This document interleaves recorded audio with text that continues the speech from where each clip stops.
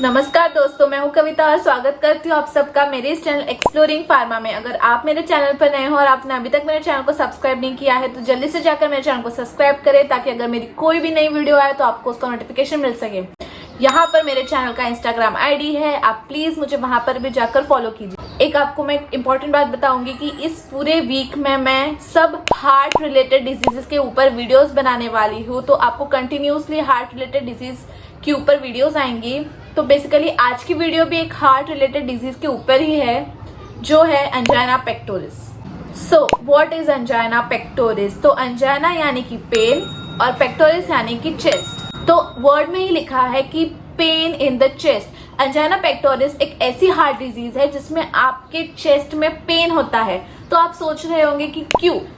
तो जो हमारा हार्ट होता है उसमें कुछ प्रॉब्लम आ जाने की वजह से आपके चेस्ट में सफोकेशन होता है, जिसकी वजह से आपको चेस्ट पेन होता है। हमको पता है कि हमारे ऑल ओवर बॉडी में ब्लड वेसल्स प्रेजेंट है और ये ब्लड वेसल्स का फंक्शन है हमारे एवरी बॉडी ऑर्गन को ऑक्सीजन सप्लाई करना।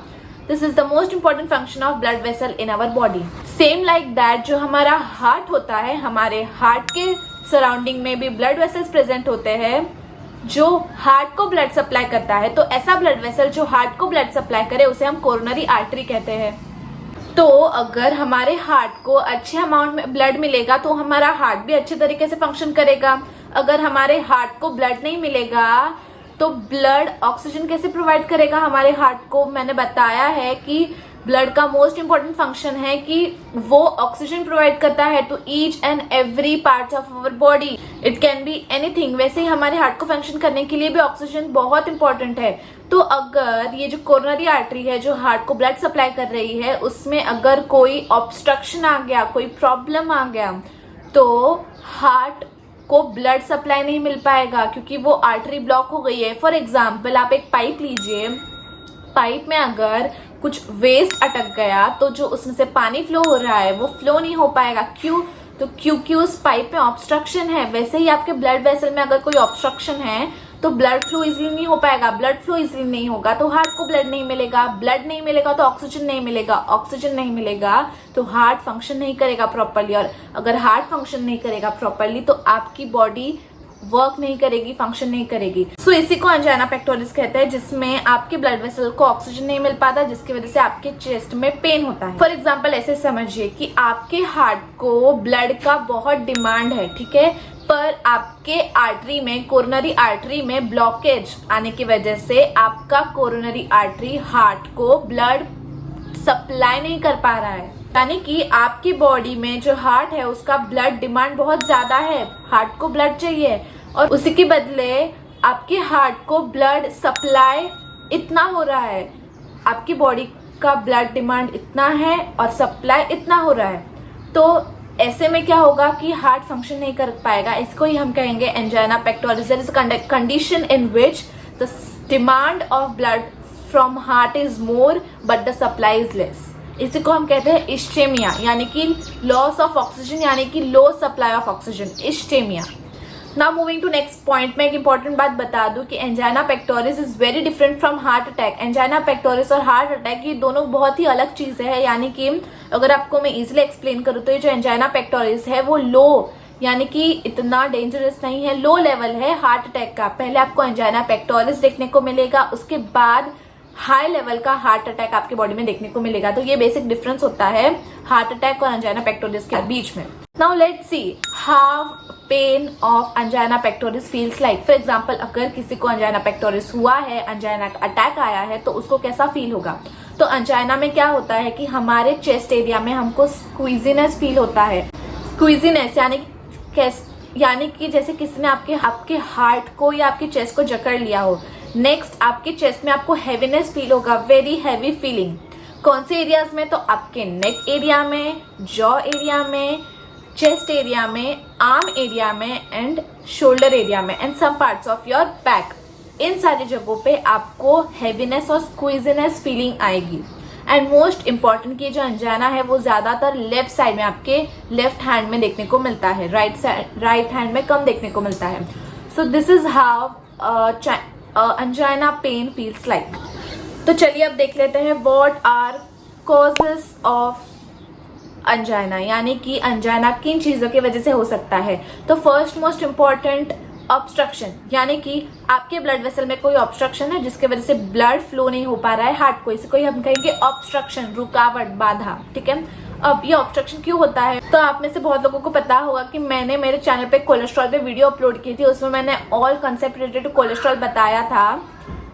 तो कोलेस्ट्रॉल के वीडियो का लिंक मैं यहाँ दे दूंगी, आप एक बार जाके विजिट कर लीजिए, तो आपको ये वीडियो ज्यादा अच्छे से समझ में आएगी। और अगर मैं आपको ब्रीफली एक्सप्लेन करूँ कोलेस्ट्रॉल में होता क्या है, तो हमारे बॉडी में 2 टाइप्स के कोलेस्ट्रॉल होते हैं, गुड कोलेस्ट्रॉल और बैड कोलेस्ट्रॉल।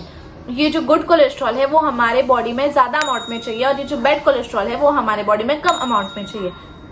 अगर ये बैड कोलेस्ट्रॉल हमारे बॉडी में ज्यादा हो गया तो वो जाके ब्लड वेसल्स में स्टक हो जाएगा, एक सॉलिड मास बना देगा। ये है हमारा ब्लड वेसल का रास्ता, इस रास्ते के सराउंड में जाकर बैड कोलेस्ट्रॉल स्टक हो गया है, अटक गया है, जिसकी वजह से वो सॉलिड मास बना देगा, जिसको हम कहते हैं एथेरोस्क्लेरोटिक प्लाक। एक प्लाक फॉर्मेशन हो जाता है हमारे ब्लड वेसल या कोरोनरी आर्टरी में, जिसकी वजह से ब्लड वेसल में ऑब्स्ट्रक्शन आ जाता है, जिसकी वजह से ब्लड फ्लो नहीं होता, हमारे हार्ट को ब्लड नहीं मिल पाता। ये है फर्स्ट कॉज, कोलेस्ट्रॉल की वजह से, हाई कोलेस्ट्रॉल की वजह से। सेकेंड कॉज, टेम्पररी कंस्ट्रिक्शन, यानी कि कभी कभी सडनली क्या होता है कि जो हमारा ब्लड वेसल है वो सडनली कंस्ट्रिक्ट हो जाता है, ऐसे कंस्ट्रिक्ट हो जाता है।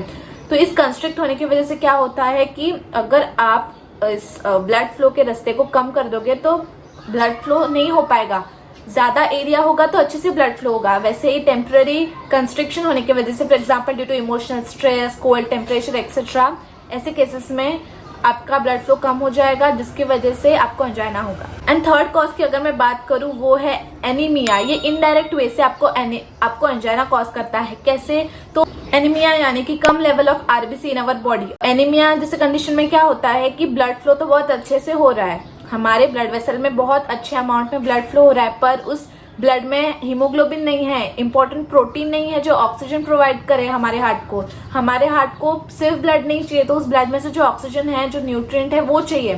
तो हीमोग्लोबिन नहीं है। एनीमिया जैसे कंडीशन में क्या होता है कि हमारे हार्ट को ऑक्सीजन नहीं मिल पाता, इसकी वजह से भी हमको अंजाइना होता है। अब हम देखेंगे टाइप्स ऑफ अंजाइना। हमारे बॉडी में 3 टाइप के अंजाइना देखने को मिलते हैं। फर्स्ट होता है स्टेबल अंजाइना, दूसरा होता है अनस्टेबल अंजाइना, और तीसरा होता है प्रिंसमेंटल अंजाइना। ये तीनों ही अंजाइना के टाइप्स है। इनमें कुछ डिफरेंशिएटिंग पॉइंट होता है जिसकी वजह से इन तीनों को डिफरेंशिएट किया गया है। सबसे पहले हम देखेंगे स्टेबल अंजाइना के बारे में। तो स्टेबल अंजाइना में क्या होता है कि ये अंजाइना का अटैक उस टाइम पे आएगा जब आपकी बॉडी फिजिकल एक्टिविटी कर रही है, या तो आपके बॉडी पे कोई फिजिकल एक्सर्शन आ रहा है। जब आप कोई एक्टिविटी कर रहे हो, for example running, cycling, exercising, ऐसी फिजिकल एक्टिविटी करते वक्त आपको जो अंजाइना अटैक आता है उसको आप स्टेबल अंजाइना कहते हो। कि जब आप रेस्ट स्टेट में हो तब आपको ये अंजाइना का अटैक नहीं आता है। इसमें जो मैंने बताया पेन पैटर्न होता है वो सिमिलर होता है। Neck area, jaw area, shoulder area में आपको पेन होता है, स्क्वीजीनेस और टाइटनेस फील होता है। इसके कॉजेस की अगर मैं बात करूँ तो it is due to emotional stress. Due to emotional stress आपका जो ब्लड वेसल है वो सडनली कॉन्स्ट्रिक्ट हो जाता है। Due to cold temperatures, at extreme temperatures भी आपको ऐसा अंजाइना देखने को मिलता है। और ये अंजाइना इतना सीवियर नहीं होता है, अगर आप उस पेशेंट को थोड़ा सा रेस्ट दोगे तो वो अंजाइना ठीक हो जाएगा। या तो कोई मेडिकेशन, फॉर एग्जाम्पल एस्पिरिन, जो हमारे ब्लड को पतला करती है, ऐसी दवाई देने पे वो अंजाइना कुछ समय के लिए ट्रीट हो सकता है। उसके बाद आप उस पेशेंट को हॉस्पिटल में ट्रीट कर सकते हो। ये जो स्टेबल अंजाइना है वो कुछ समय के लिए होता है और कुछ समय के बाद वो चला जाता है रेस्ट करने के बाद। अब ये स्टेबल अंजाइना क्यों होता है? तो it is due to cholesterol plaque. मैंने बताया ऑब्स्ट्रक्शन, हमारे ब्लड वेसल में ऑब्स्ट्रक्शन आने की वजह से, कोलेस्ट्रॉल प्लैक के वजह से ब्लड फ्लो नहीं हो पाता, जिसकी वजह से आपको स्टेबल अंजाइना देखने को मिलता है। दूसरा जो होता है वो होता है अनस्टेबल अंजाइना। अनस्टेबल अंजाइना यानी कि जब आप रेस्ट स्टेट पे हो, आप कुछ नहीं कर रहे हो, आराम से बैठे हो, उस स्टेट में आपको जो अंजाइना अटैक आएगा उसको आप कहोगे अनस्टेबल अंजाइना। ये अनस्टेबल अंजाइना बहुत सीवियर है as compare to stable angina. और अनस्टेबल अंजाइना में जो पेन पैटर्न है, यानी कि जो स्क्वीजीनेस और हैवीनेस जो फील होता है आपके नेक एरिया में, जॉ एरिया में, जो पैटर्न है वो चेंज हो जाता है। एंड ये जो अनस्टेबल अंजाइना है बहुत सीवियर है, बहुत टाइम तक रहता है और मेडिकेशन ज़्यादा असर नहीं दिखाती। अगर आप ऐसे पर्सन को रेस्ट भी दे रहे हो तो भी वो अंजाइना ठीक नहीं होगा। इसी को कहते हैं अनस्टेबल अंजाइना। ये जो अनस्टेबल अंजाइना है वो क्यों होता है? तो जो मैंने बताया कि स्टेबल अंजाइना में जो कोलेस्ट्रॉल प्लैक के वजह से ब्लड वेसल में ऑब्स्ट्रक्शन आ जाता है, अगर ये प्लैक रप्चर हो गया, रप्चर होने की वजह से जो आपका ब्लड फ्लो है, जो ब्लड है वो क्लॉट हो जाएगा। क्लॉट होने की वजह से और ऑब्स्ट्रक्शन आ जाएगा। इस ऑब्स्ट्रक्शन की वजह से जो अंजाइना का अटैक आता है उसे आप कहेंगे अनस्टेबल अंजाइना। और unstable angina is precursor for heart attack, यानी कि अगर आपको अनस्टेबल अंजाइना का अटैक आया है तो ये एक इंडिकेशन है या सिम्टम है कि आगे चलकर आपको हार्ट अटैक भी आएगा। सो अगर आप इस टाइम पे मेडिकल कंसल्ट कर रहे हो या मेडिकल ट्रीटमेंट ले रहे हो तो आप हार्ट अटैक जैसे चांसेस को जो फ्यूचर में हो सकता है उसको आप क्योर कर सकते हो। सो बेसिकली यही डिफरेंस है एंजाइना और हार्ट अटैक में कि एंजाइना जस्ट एक सिम्टम है, आपको जस्ट बताएगा कि आपको आगे चलकर हार्ट अटैक जैसे प्रॉब्लम्स हो सकते हैं। तो अंजाइना में ही आप अच्छा मेडिकल ट्रीटमेंट लेके इसको क्योर कर सकते हैं। जो तीसरा टाइप होता है वो होता है प्रिंसमेंटल अंजाइना। प्रिंसमेंटल अंजाइना एक ऐसा अंजाइना है जो हमारा ब्लड वेसल है उसमें सडन कॉन्स्ट्रिक्शन की वजह से ब्लड फ्लो कम हो जाता है। For example due to emotional stress, due to smoking, use of cocaine, if such things that person does, then उसको प्रिंसमेंटल अंजाइना देखने को मिलेगा। प्रिंसमेंटल अंजाइना भी सीवियर होता है और ये मोस्टली नाइट में देखने को मिलता है और ड्यूरिंग रेस्ट स्टेट। अब हम बात करेंगे related to treatment of angina. Angina को कैसे ट्रीट किया जा सकता है। तो फर्स्ट हम देखेंगे लाइफस्टाइल चेंजेस। कौन से लाइफस्टाइल चेंजेस करने की वजह से आपका अंजाइना ठीक हो सकता है। तो फर्स्ट कि आपको अपना वेट, अगर इफ यू आर ओबीज और overweight then lower your weight and maintain a very healthy weight, eat healthy foods, do exercise, पर इतना एक्सरसाइज नहीं कि आपको एक्सर्शन हो, लिटिल अमाउंट में physical exercise is very important. Low your cholesterol levels, आपके cholesterol levels को कम करो। Low your BP, you should not have high blood pressure, you should have normal blood pressure. Most important जो बहुत से लोग नहीं करते which is quitting smoking and alcohol consumption. This all are silent killers. It is like addiction. लेने में तो अच्छा लगता है पर इसके इतने कॉजेस, आप कोई भी डिजीज ले लो, अगर आप पढ़ोगे ना what is cause for this disease, पहले दो नाम यही रहेंगे, smoking and alcohol consumption. So this are the most important things you have to leave today. अगर आपको अच्छे से लाइफ जीनी है, if you want to explore more in your life, if you want to do something, if you want to keep yourself healthy, then quit smoking, quit using narcotic drugs, addictive substances and alcohol etc. अब अगर मैं surgical procedures के बारे में बात करूं कि अगर आपका अंजाइना बहुत सीवियर लेवल पे आ गया है तो सर्जिकल प्रोसीजर में फर्स्ट होता है एंजियोप्लास्टी, जिसमें स्टेंट फिट करते हैं आपके ब्लड वेसल में, जिसकी वजह से आपका ब्लड वेसल डायलेट हो जाएगा और ब्लड इजिली फ्लो हो जाएगा, जिसको एंजियोप्लास्टी कहते हैं। And second is bypass surgery. Bypass surgery में क्या करते हैं, फॉर एग्जांपल ये एक ब्लड वेसल है जिसमें आपका ब्लड क्लॉट हुआ है, जिसकी वजह से ब्लड इजिली फ्लो नहीं हो रहा है, तो इसके बजाय एक दूसरा रास्ता निकालते हैं जिसकी वजह से वहां से ब्लड इजिली फ्लो हो सके। इसको बाईपास सर्जरी कहा जाता है। इसके ऊपर भी मैं डिटेल वीडियो बनाऊंगी इन टुमारोज वीडियो। एंड एक टेस्ट आता है जिससे आपको पता चल सकता है कि आपको अंजाइना हुआ है, कितना सीवियर हुआ है, जिसको इलेक्ट्रोकार्डियोग्राम कहते हैं। तो बेसिकली जो हमारा हार्ट होता है वो इलेक्ट्रिकल इम्पल्स जनरेट करता है। तो ये जो इलेक्ट्रोकार्डियोग्राम मशीन होती है वो इस इलेक्ट्रिकल इम्पल्स को डिटेक्ट करता है एंड प्रेडिक्ट करता है कि आपके हार्ट का रेट कैसा है, हार्ट बीट कैसा है। उसके ऊपर से वो बताता है कि आपको अंजाइना हुआ है, आपको हार्ट अटैक हुआ है कि नहीं, वो जस्ट एक नॉर्मल पेन है। इन सब के ऊपर मैं एकदम डिटेल में वीडियो बनाऊंगी tomorrow, day after tomorrow's video. Please be updated. And अगर आपको आज की वीडियो अच्छी लगी होगी तो do not forget to like, share and subscribe to my channel. Thank you.